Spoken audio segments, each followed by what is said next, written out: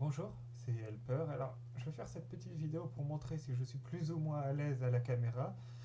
J'ai pas prévu grand chose, d'ailleurs, j'ai pas non plus prévu le cadrage, c'est pour ça que je suis un peu surexposé ici.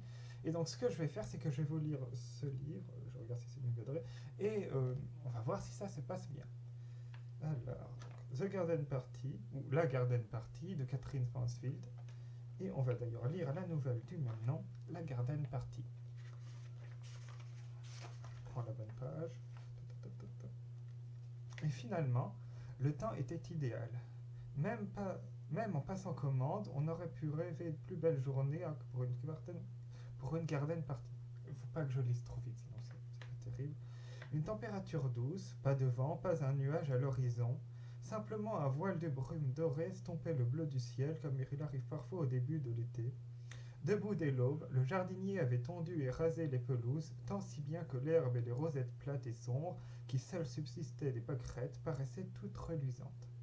Quant aux roses, elle comprenait à n'en pas douter que les roses sont les seules fleurs qui impressionnent les gens dans une garden party, les seules que tout le monde soit sûr de reconnaître.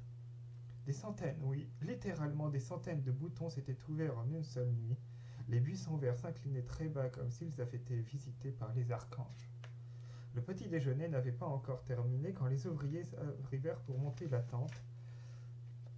Où souhaitez-vous qu'on installe la tente, maman? Ma chère petite, ce n'est pas la peine de me poser la question, je suis bien décidée cette année à me reposer entièrement sur vous, les enfants. Oubliez que je suis votre mère, traitez-moi comme une invitée de marque. Mais Meg ne pouvait absolument pas aller veiller sur les ouvriers.